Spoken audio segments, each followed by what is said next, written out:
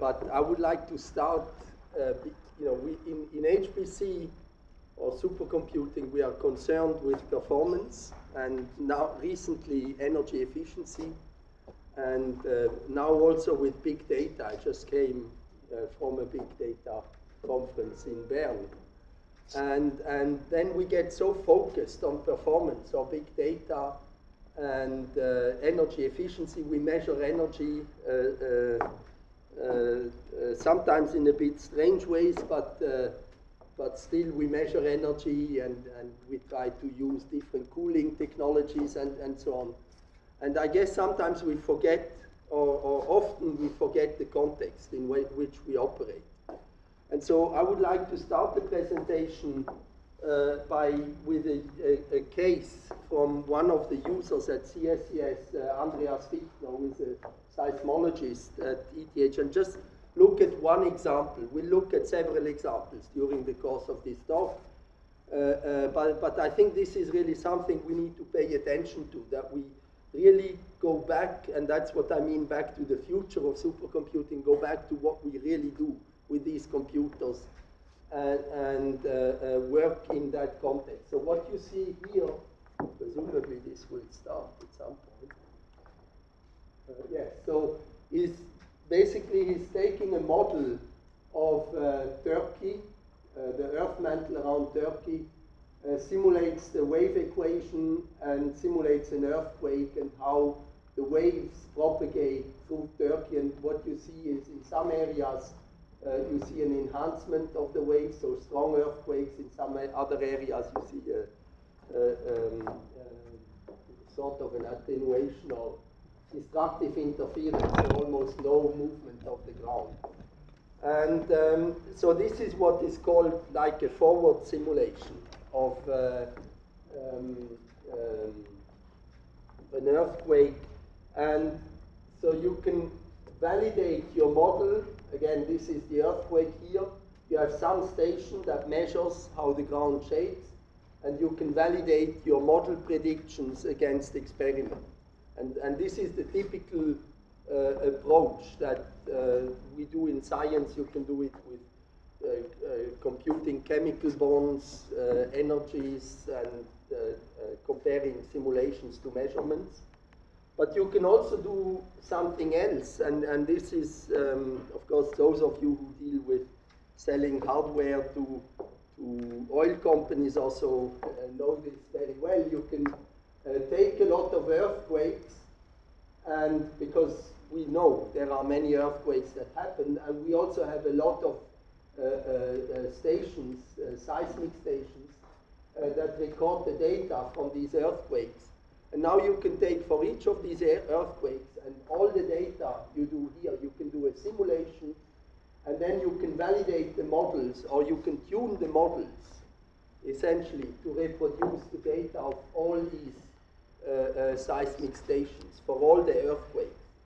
And what this leads to is basically an improved model of the earth mantle.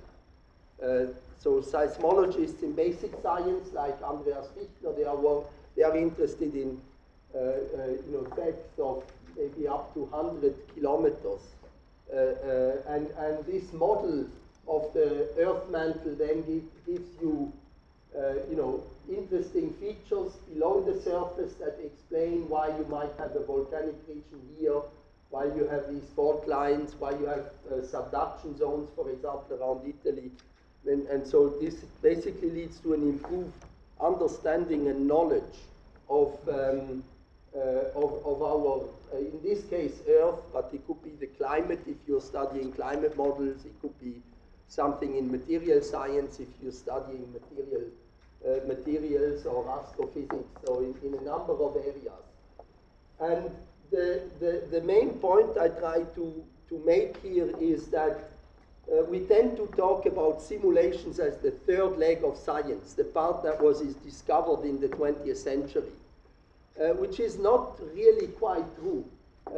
In a sense, simulation has been used in science all the way back to Kepler and Galilei. Well, Kepler is a very good first example.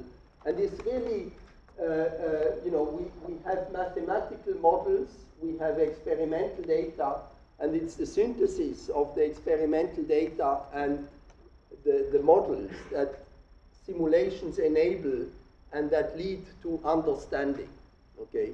And so in this sense, yes, indeed, data is very important, and the biggest data is still experimental data in science. I claim probably more data, experimental data in science is good data collected than, you know, all the big data that we discuss in other areas of computing. Interesting is that as computers became more powerful over the course of the last century, simulations really became a tool of science rather than just being a research area in applied mathematics. The computer started off in the 50s as being tools for applied mathematicians to study properties of numbers, to study properties of develop basically numerical algorithms, to do things that you couldn't solve analytically, that you had to solve by hand computation. And so computers replaced that sort of computation. But as they became more powerful, they really became a tool of science that synthesizes data and theory and leads to knowledge. Okay? So it's not, in this sense, it could be viewed as the third pillar of science, but I would rather say science is really an integration of these three parts. Okay? So as I hinted at CSCS, this is one of the examples of a user, and the users, we have roughly 100 projects that we maintain at any given time, and about 1,000 users, and the projects come roughly from a diversity of fields: neuroscience, physics, so astrophysics, plasma physics, the solid earth dynamics that I just showed the example, engineering, life science, biomedical engineering. So we have a lot of research, of course, in these areas here because we have a very large pharmaceutical industry in Switzerland. So a lot of students and research projects are developed around these fields. And we also have a lot of projects around climate and meteorology. The users at CSCS come from a variety of institutions of Switzerland, but they also come from abroad. So we are at CSCS, we allow, we don't really look where the projects are coming from. They just have to pass a transparent peer review process. And so if you're somewhere in Germany or you're in the US also, you can also apply for time on our machines. Okay, so after this brief overview, I will talk today about Piz Daint, this new machine that we recently installed and that is now one of Europe's most powerful petascale supercomputers, and it is the most energy efficient petascale supercomputer currently on the planet. Just a few remarks on the system, I guess, because this is an HPC community. It is one of these Cray XE30 or Cray Cascade architectures. This architecture is built of blades. I will come back to these blades later on. That consists of 8 processors or 2 nodes, and the system on a chip, Aries network interface and router, and it's basically the secret in this chip here that leads to this hierarchy, this network hierarchy. So you take 16 of these blades and you put them into a chassis, so that's 16 times 4 or 64 nodes that in the backplane are interconnected with an all-to-all interconnect. Okay, so this is the first dimension of the dragonfly that is depicted here. And then you take 6 of these chassis in 2 cabinets, and they are then again interconnected with an all-to-all topology, and so that would be then the second dimension of this dragonfly. And the third dimension is then groups of two cabinets are interconnected with an optical network, again with an all-to-all topology, and that would be then the third dimension of this dragonfly. And so the good thing about this network is that it's basically scalable. So unlike, for example, a factory where you have to decide in advance how many nodes you will have, here you can start with a certain number of nodes, and then you can say double the size, and you can just linearly increase the cost, the network with the system size, and your cost increases linearly with the system size. So you don't have these discontinuous jumps, or you have to plan in advance. And this turned out to be relatively important for the design of Piz Daint. I will come back to this point. The nodes of Piz Daint initially were the standard dual Xeon nodes that Cray offers with the cascade architecture. But then over the course of the project, we ended up with hybrid nodes consisting of an Intel Sandy Bridge processor and an NVIDIA Kepler K20X or GK110 GPU that is an accelerator connected over the PCIe bus. And the nice thing about this system compared, which makes it a little bit, I would say, it can be viewed like an advancement over Titan at Oak Ridge National Lab, in the sense that apart from the different network and packaging technology, you have pretty much the same PCIe bus on the entire node, talking the GPU to the CPU and the CPU to the NICs of the router, the Aries chip. Okay, so just briefly the history of the system, and this shows you also the good part about this network. When we started the project with the first installation of 12 cabinets in I guess, October, November 2012, we did not know the end configuration of the system at that point, because the project, an important part of the project was to actually co-develop applications and the system. And so when you do this, at least the way I understand, or we understood how to do this, we did not know how to go about other than just start with a very, very flexible architecture, start with very good application developer teams and the team at CSCS that knows what they are doing in terms of matching application to the system, and then develop both as you go forward. Okay? And so we started with 12 cabinets. We knew that roughly we will install somewhere around 20 to 25 cabinets in the end. And we learned the lesson from the previous network that just taking 1 or 2 cabinets and doing the testing on those, convinced that the network works, and then scale it up by a factor of 10 can lead to surprises. So we tried to start with roughly the right order of magnitude, and that's why we started with 12 cabinets, which is about 50% of the final system size. And so then in the spring of 2013, we worked with Cray to really shape out all the, finalize or get really everything on the network validated under production. So this went relatively quickly.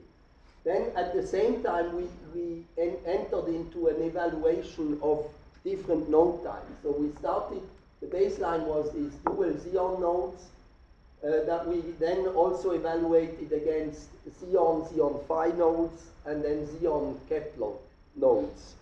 So we looked at 2 variants of hybrid versus the standard multi-core, and we used 9 applications in this study.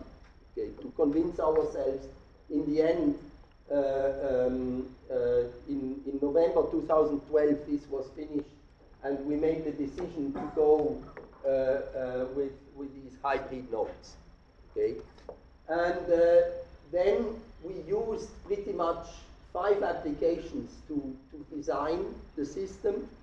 So at some point you have to nail the design, but I want to emphasize again, this was not done at the beginning, this was done way into the project.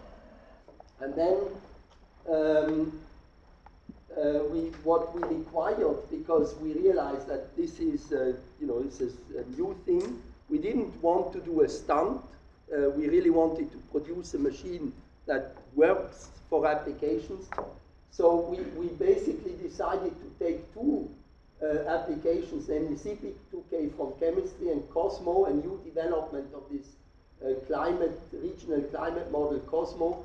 And these then were co-developed with the system, and the goal was, and this was more or less an arbitrary goal, but was to say the hybrid nodes in the end in the application have to give us at least a factor 1.5 in performance compared to the standard nodes. Okay, you can say why a factor 1.5, and I can honestly tell you I don't remember why we didn't take 1.2 or factor 2. It had a little bit to do with what we estimated.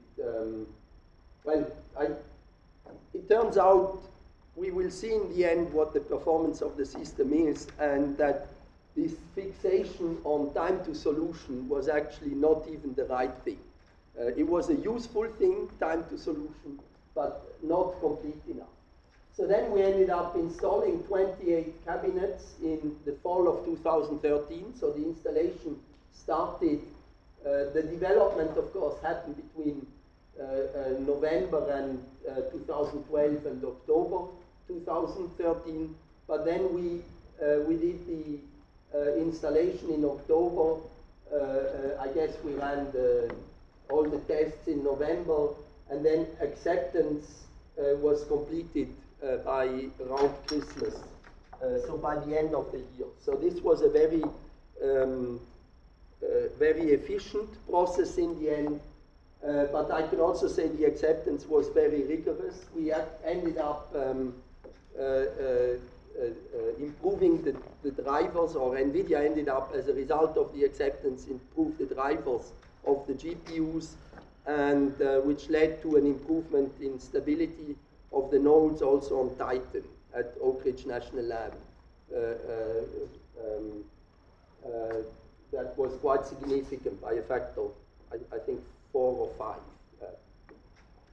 5. And we had, from January to March, now we ran early science, and as of today, this system is the new flagship system and in the user program of CSCS.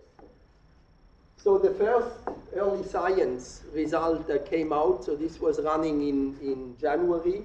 The result is basically a simulation, a quantum chemical simulation of water, and the result was ice floats, which is, seems trivial, but I want to walk you through a little bit of the work that Joost van der Wondele was doing.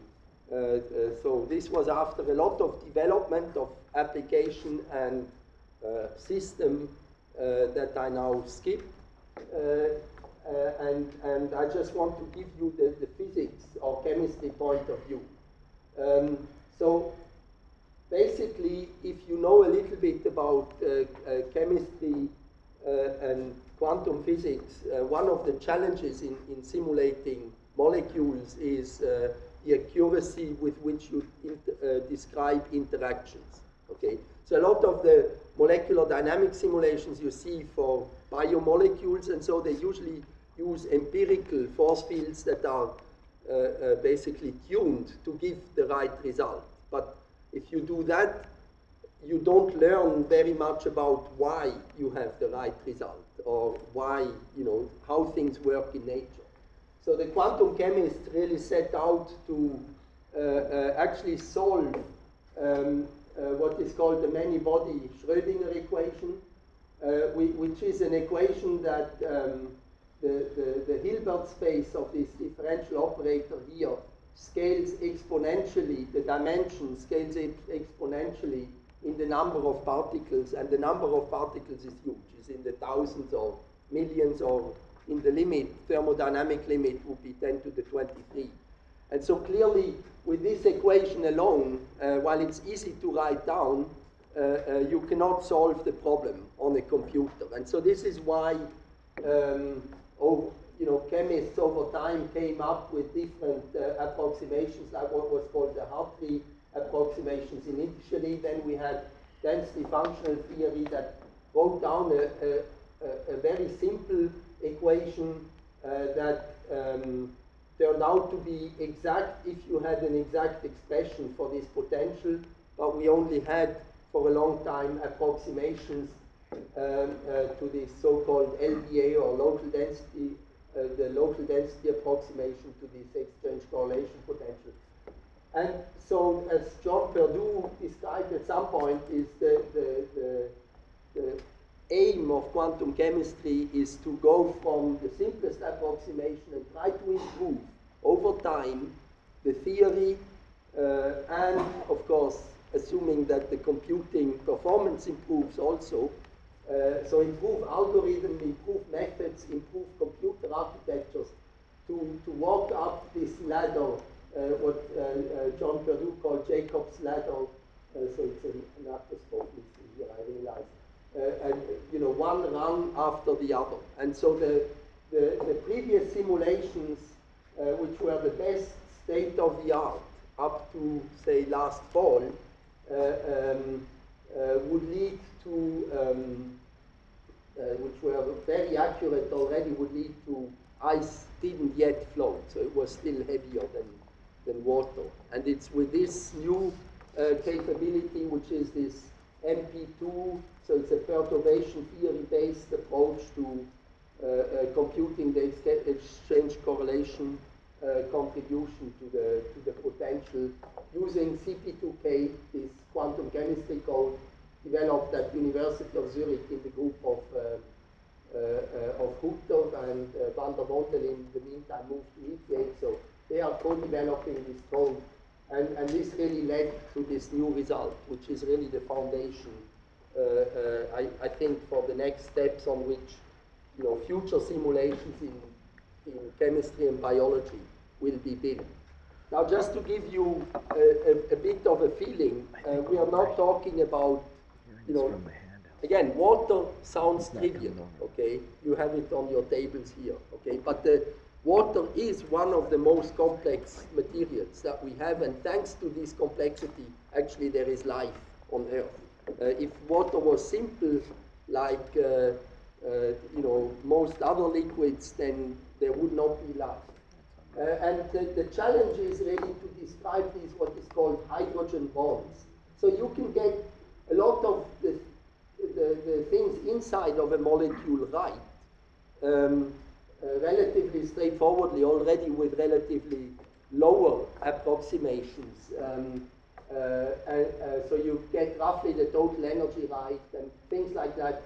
But in order to describe these hydrogen bonds, you really have to get to an accuracy of 99.9999%. And that's just the energy to get to these very low energy scales of these bonds. Okay. Now you could parameterize this and then claim you have the right result.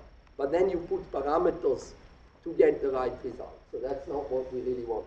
So this is really an important accomplishment. Another early science, so as I said, we had a number of projects running, and I guess this one, you can see that it starts is this from climate, regional climate simulations, doing a 2-kilometer resolution simulation over a large area, basically over Europe. And let me see. Stop. I have to find my mouse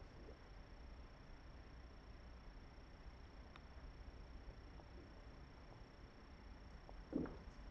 Obviously.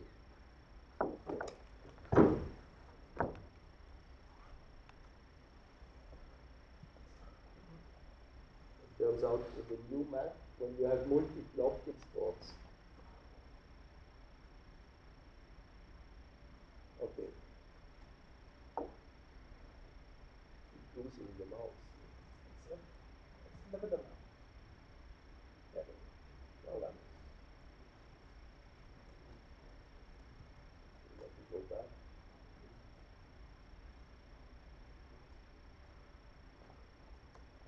Okay. So I'm work better during.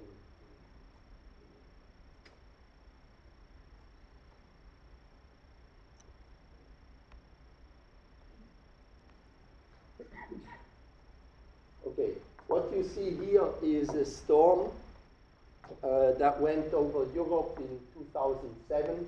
And so this is, again, it's an initial simulation of this high-resolution model that covers an area of about 3,000 by 3,000 kilometers, so 1,500 by 1,500 lateral grid points, 60 in the vertical direction. And so in a sense, again, this is a test. It's the first time that a simulation of this scale runs at this speed and at this resolution. And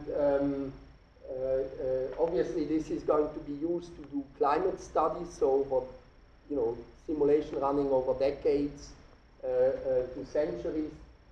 But the thing that are important to see here is that this forced model really reproduces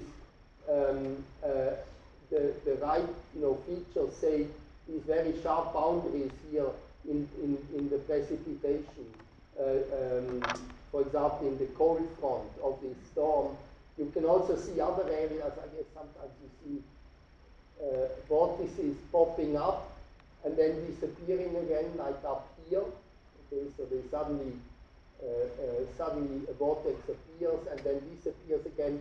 So these are like emergent behavior that you expect to see in non-linear systems. So there's a lot of features. Or at some point you see over here the winds, you see the Mistral winds emerge at this point. So there's a lot of things now that can be studied in this simulation. The main point is this is a simulation that runs a day in about 18 minutes.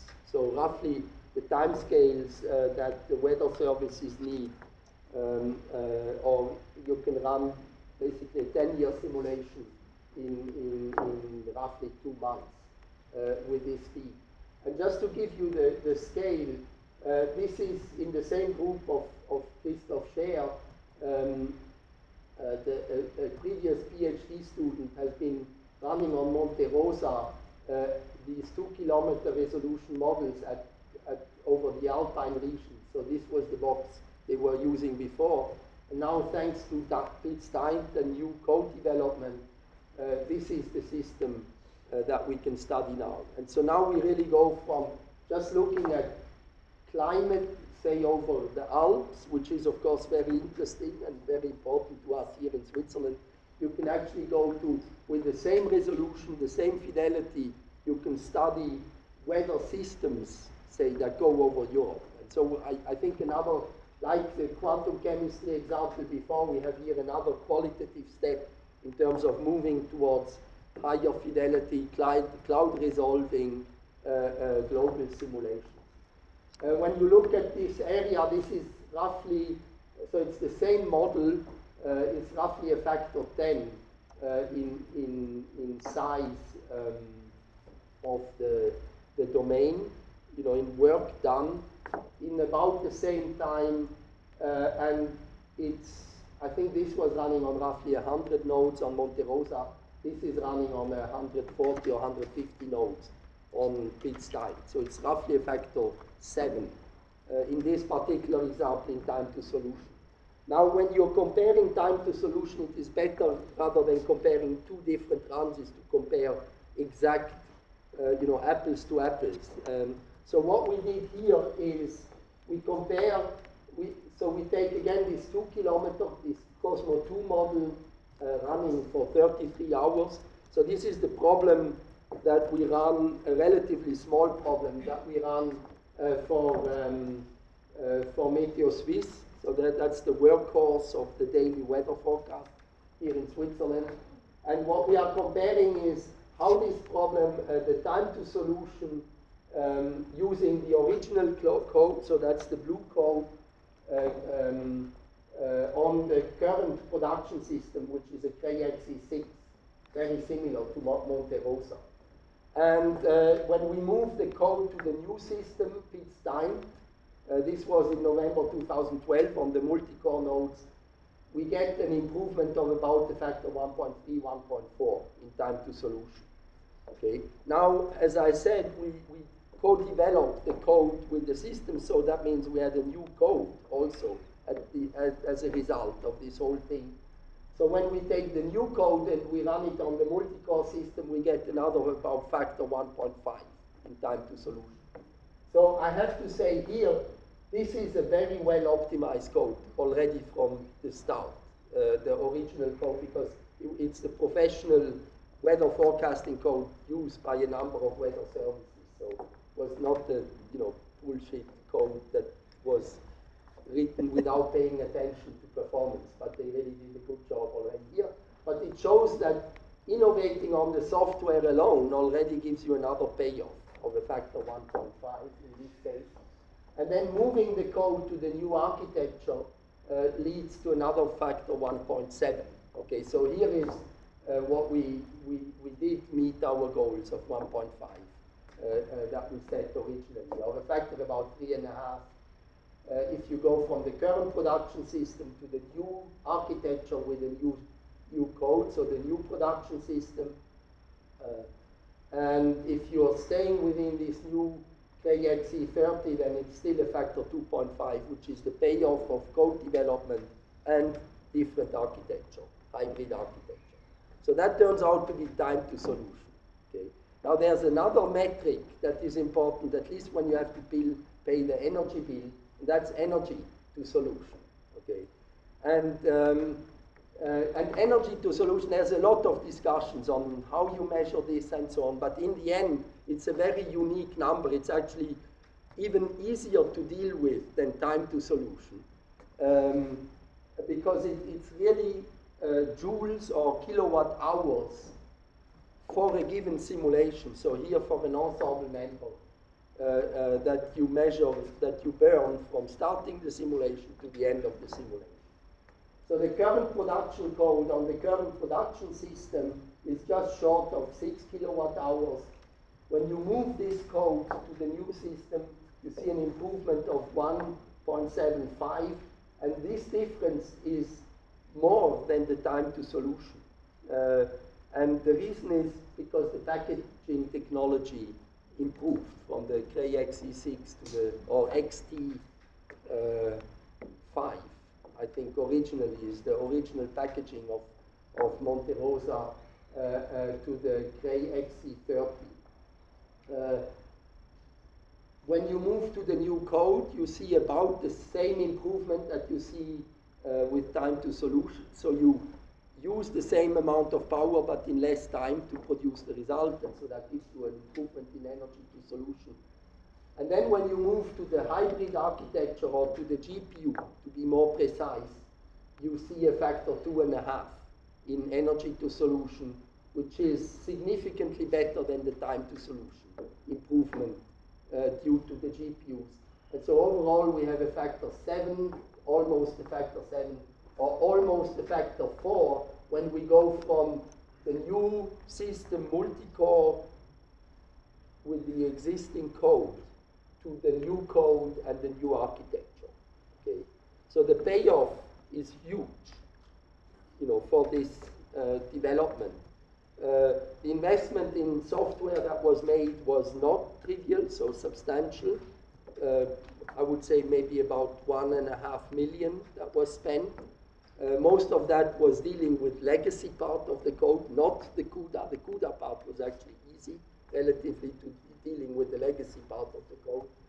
But when you now compare this 1.5 million investment to the energy savings in the production just of one weather service and then you will amortize this investment just with one weather service over the course of probably already 1 year. And so the main message here, it really pays off to invest in software big time. Now, the last part, I think I have 5 minutes left. I will talk about the software architecture without going into the details. The current code consists of physics and dynamics and a few other things that are less important. It's a monolithic Fortran code system that lives on top of a system that uses MPI and of course, system software. So this is the blue code, okay? Then we have the magenta code, which is basically, we rewrote the dynamics and replaced basically the structure with a number of what we call domain-specific libraries and tools. And domain is more than just climate domain. The tools that we develop here can also be used for other PDEs and say, for example, wave equation in seismology. And then the dynamics was rewritten in C++ on top of these tools. And the physics was left, the code was left alone, except that we introduced OpenMP or OpenACC for the port to CUDA, to GPU. And of course, the main had to be rewritten. And so we have application codes up here. And then we have something that in the future, I will now make the case, should be even improved a lot more. Because as I said earlier, most of the work was actually in writing this here in such a way that the new code would fit into this legacy of the model, okay? And so the thing I would like to reflect now, and this I think I showed a year ago, some of these slides, but this is really getting to the main point of software development in HPC, because I think this is, we've showed how we can build new systems with new architectures, how we can do very well on energy efficiency, on performance, and everything. But there is one problem as we move into the future, and that is the software development is very difficult today in HPC, okay? And the difficulty is not because of the size of the software system. We tend to say, well, we have 100,000 lines of code or 1 million lines of code, okay? Most professional software developers will laugh at you if you say this is like the impediment to developing your technology into the future, okay? And I think it comes back to a fundamental problem we have in how we develop models and softwares in computational science. So I'm starting with the blue code. We start with the model, with the equations that describe this model mathematically, algorithms and discretization of these equations to solve them numerically, code, compilation, and development, running the simulation on the machine. So the blue code really follows the development of how traditionally computational science was developed. Okay? So we had this linear way of doing the work. Okay? And if you have this linear way of doing the work, you can also introduce a separation of concern at this point. Below the line is the question that computer engineers and computer scientists deal with. Up here is what mathematicians and domain scientists deal with. And obviously, the workflow doesn't really work that well for quite a while, because we realize, the codes we write have to be vectorized, parallelized, and petascaled and exascaled, and so that's where we realize that things are not working. And the reason things are not working is that we no longer have one architecture, abstract von Neumann architecture, but we have a selection of processors, and this is the pain that we introduce here, or is the pressure point that leads to the pain. So basically, what we have to realize is that software systems models are developed very differently today. Okay? First, up here, we don't go like the scientist gives the mathematician the model, the mathematician develops the equations, and then develops the algorithms, and so on. Here already we are iterating today. That's just the reality of how things work. And if you iterate, and the tool you have is a Fortran code or a C++ code, then this iteration is very painful. Okay? And that's why most scientists don't like HPC. Okay? Because all we give them is these languages that are at least 20 years out of date. Okay? And because out of date, because there are other things that have developed in the meantime that are much, much nicer to develop codes. But then with this introduction of different architectures here, we also introduce the problem that, you know, depending on the choice of the processor, you use different implementations or you use different algorithms. Now you can argue as a vendor, you can say, depending on your marketing strategy, you can say, well, you don't want to do this, so we have some magic, you know, that you can ignore. You can still abstract the hardware, but the reality we all know is that's not how it works. You can claim that you have a processor that is new, that works like the old one, doesn't need changes in the code, and you get slow code. We know this in the meantime. And so the reality is really that we also have a more complicated workflow down here. And so the separation of concerns in this thing, you know, computer science and application is no longer valid. So we really studied this problem now over the course of this Piz Daint project and the program that led up to this quite long, and we basically come up with 2 new lines that have to be drawn. And there's a lot of thoughts that went into this. And just drawing the lines, of course, is not, is maybe easy, although down here it was really difficult, but up here it's quite obvious just from the topology of this graph that you have here. But you also need now to realize that just developing applications that you combine, there is a big hole in the middle.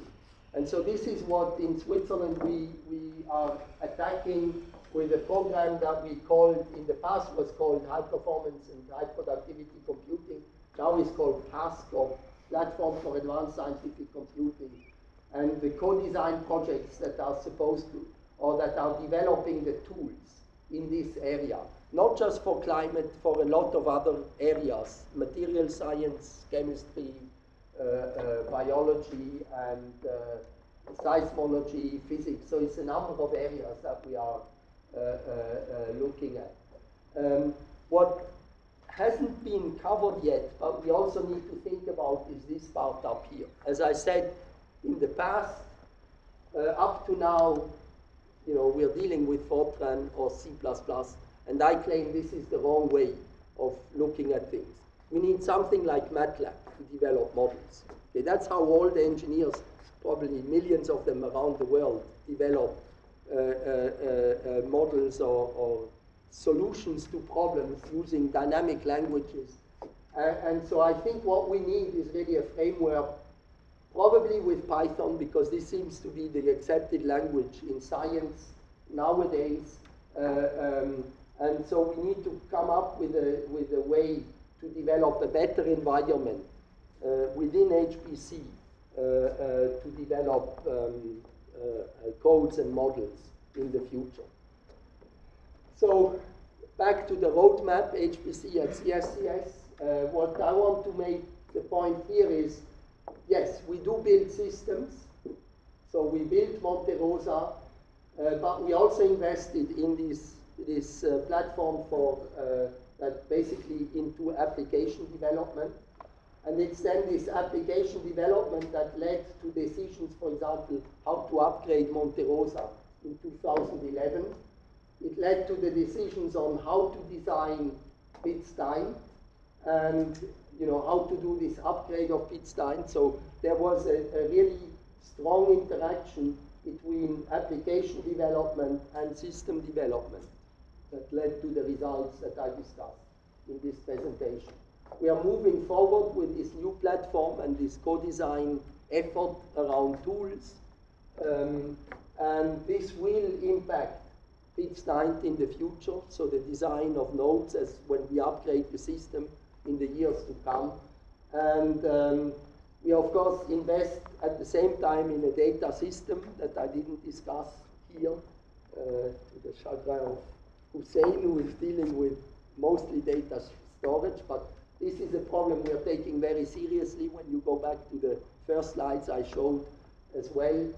And I expect that this combination of development of tools and applications and system development will extend into the future, even after we, Piz Daint comes to its end, probably around the end of the decade, and we will have to invest into a new system. So I thank you for your attention, and I also would like to thank, I spoke a lot about the development of a system. I would like to thank really the teams at CSCS, at Cray, and NVIDIA that really was, in my view, a very efficient, very exemplary collaboration between engineers in these three institutions that led to this successful completion of the project. Thank you.